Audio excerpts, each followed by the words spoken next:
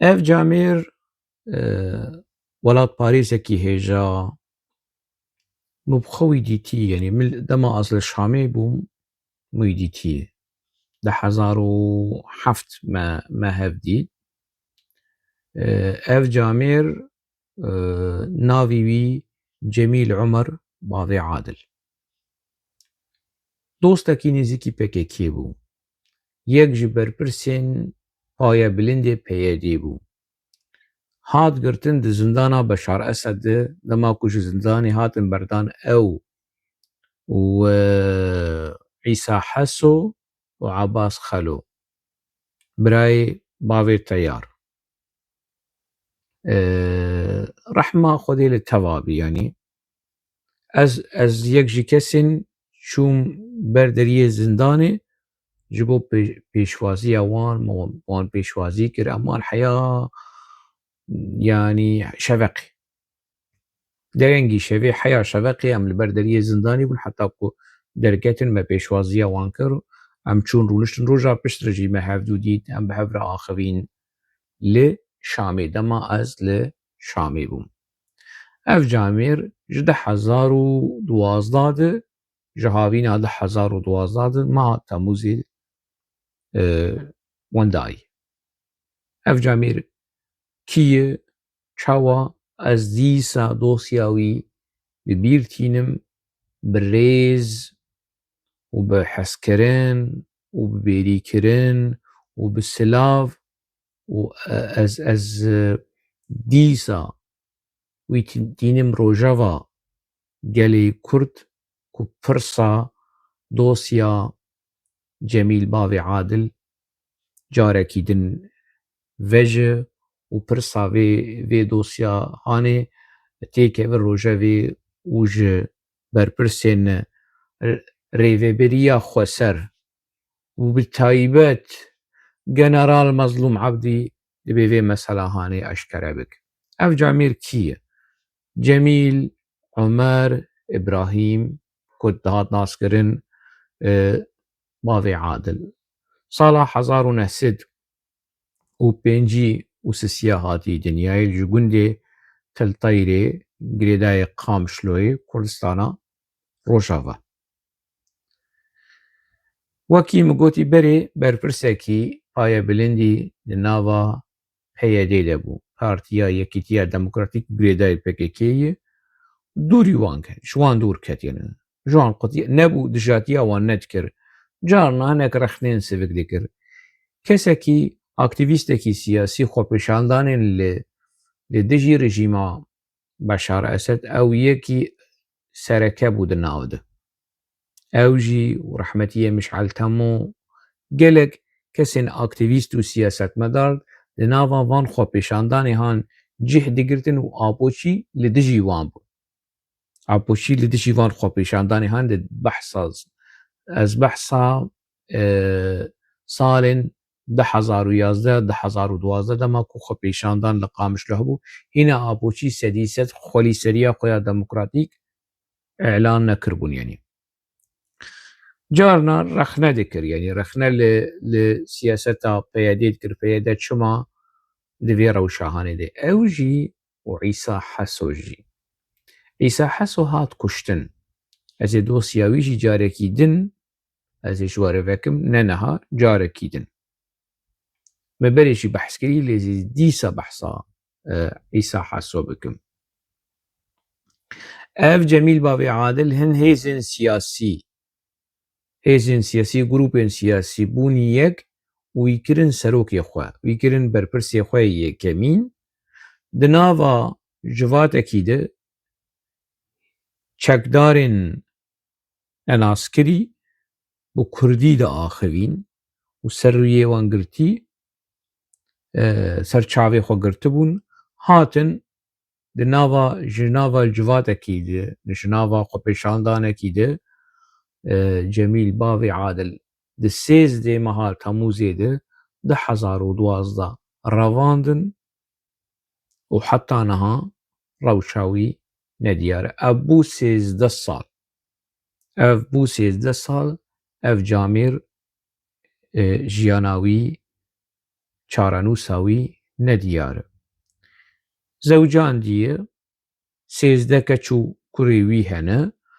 rewşawiya ekonomî baş bû, pir alîkariya PKK kir, pir alîkariya PYD kir. Bi seda qadro madroyê apoçî çawa derbasî me malê me teva bûn, derbasî mala wî Camerê Hanê jî bûn. Qadroyên PKK bi nan û bi av û bi cil û bi çek. Dema PKK bû yenî. Maldar bû, rewşa wî ya ekonomî xweş bû, xizmetekî gelekî mezin kir. Lê dawî rewşa wî çawa bû. Ev Camer heta niha çarenûsa wî nediyar e. Di hevdîtinên Enekesê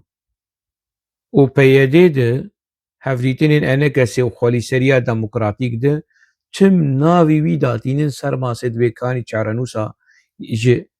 gelek kesên winda hene, lê ji wan kesên winda Cemîl Umer Ibrahîm, Cemîl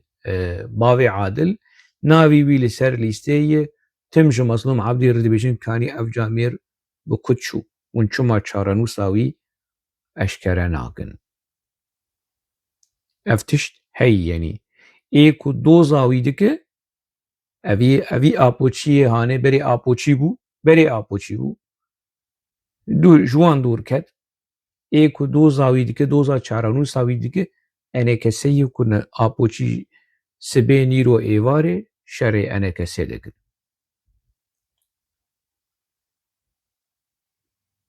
Dema yanî gelek kes hebûn şahidê bûyera revandina wî. Hazir bûn dibêjin û şêweyekî dîrek dibêjin çekdarên PYD. Çekdarên PKK ev vî Camerê Han revandin yanî. Yanî ev kesên ku vê bûyerê dîtine şahidin li di cih de bûn jî gelek kes hene daxuyanî dane bi şêweyekî dîrekt gotine çekdarên PYD. Yek jê li gorî înformasyonê min civand Newafê Reşîd endamê bîroya polîtîk bîroya Partiya Yekîtiya Kurdî li Sûriyê evî got ku yanî li gorî daxuyaniyê li gorî tiştê ku me berhev kirî evî got me bi çavê xwe dîtî çawa hatin fîşek berdan ji bo xelk bitirse û hatin bavê Adil ji nav civatê revandin û çarenûsa wî nediyar e. Ez niha li vê derê ne ku ez bang dikim, ez bang nakim, lê Salih Muslimê ê ku çavî wî hêsir dikir û kûrkûra wî digiriya li ser Celal Talbanî û li ser nizanim di Rûdawê de bere pirsa Cemîl bavê Adil bike ku Salih Muslim wî baş nas dike. Eger Salih Muslim mûlo diltenike dibê pirsa wî Camerê Hanê bike. Dibê dosya wî eşkere bike. Niha ez dizanim yanî gelek kesên din hene PKK wan kuştiye. Xortekî aktivîstekî ji Dirbêsiyê diya wî jî heqwasa sal li benda çarenûsa wî ye li gorî agahiyan ku dibin îşkenceyê de hatî kuştin. Evî aktivîstê Hanê Emîr Hamid, navê wî Emîr Hamid e, hatî kuştin. Ez Cemîl bavê Adil jî wilo. Cemîl bavê Adil jî yanî heta niha çarenûsa wî nediyar. Ne dema ku hîna rejîma Sûrî hebû eger ne PKK bin, eger ne PYD bi, wê karibe rejîma yanî desthilatdariya PKK û PYD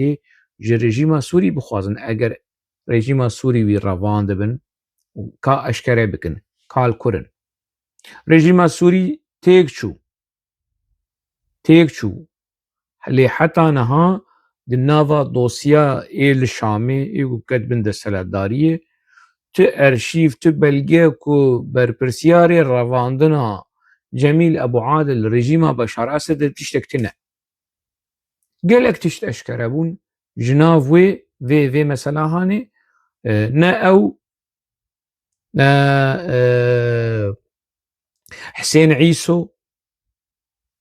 وأمير حامد وأف كسين كل روجافا هاتن رفاندن بالنافي وان بلجاج دنافا دايرة ونافندن أو لكاريا ريجيما بشار أسد للشامي تشتكي حتى أنها بدس نهاتي خستن هن بلجا كو فرمانا كشتنا مشعل تامو ريجيما سوري داي أو أشكربو ليفان كسيندن حمو حتى أنها نبهي ليد برسه نمظلوم عبدي ليد برسه ونكسك ليد برسه يمكي أول اف مسألة زلالة لجمع زلالة از نها دستهلالداریا پیدی اشکره توانبار دکن دبی چارانو ساوان کسی هانی زلال بکن اگر هاتبن کشتن وغالبا يعني هاتن كشتن هاتن تصفية كرن برا بيجن ام ليبوري نبخد خوازن دروشكي آوارتا ده نزانم چه و شيروككي دروكي بك وكي دروا كشتنا ناوي بيج علي حيدر قيتان وكي دروا كشتنا كي بيجم شاهين عامودي يانجي بنفشا قندي شيتكا يانجي عبد الرزاق مال اسماعيل للدربيسي قالك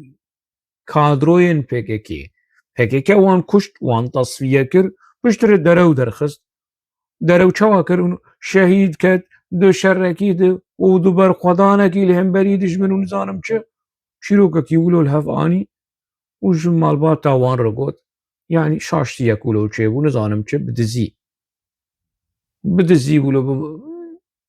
او مالباتن وان شهيدي هان لهف كرن ومثلا نخماندن بفيرنجي هاني دكارن يعني جامير چويه از يعني انا اف چي 13 ساله چارنو سافيزي في اسلامي هان ديار يعني خيره لكره يعني كيوي رفان چوار رفان ده 1012 يعني ده 13 بنرن ده 13 مها تموز ده 1012 هاتی رواندن 19 تموز خلی سریا خویا دموکراتیک PKK اعلان کر لوی داری شورشا 19 تموز ای باشه شورشا 19 تموز برای چارنو ساوی جامعه ریحانی جیش کرد که عیب برای صالح مسلم فوزال یوسف بچکیش خفدی بکن برای مظلوم عبدی بچکیش خفدی بکن چارنو سا اف کسین واندا اشکرک بکن بیجن خلکی وان رو بیجن را شاشتیک چیه بو نزانم چه PKK وی چاقی اف کلتورا PKK جبو PKK چی بیوه گرک کسن جناوا PKK ورن کشتن دمها گلانه ده حقیق قرار هات کشتن بشتی وی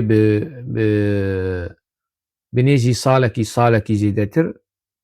PKK هات دامزراندن ودما PKK هات دامزراندن لهم الحلوان وسواري كيجي لهم بري كردا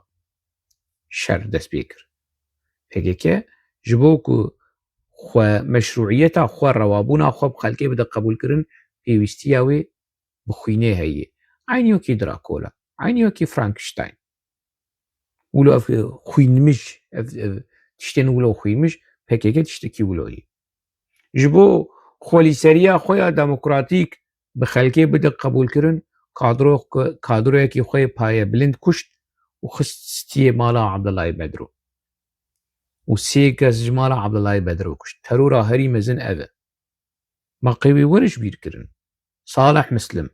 ويفي مثلا هاني ورش بير كرن كشنا زاروكي عبد الله بدرو كنت لقامش لو ويتشاغي تجي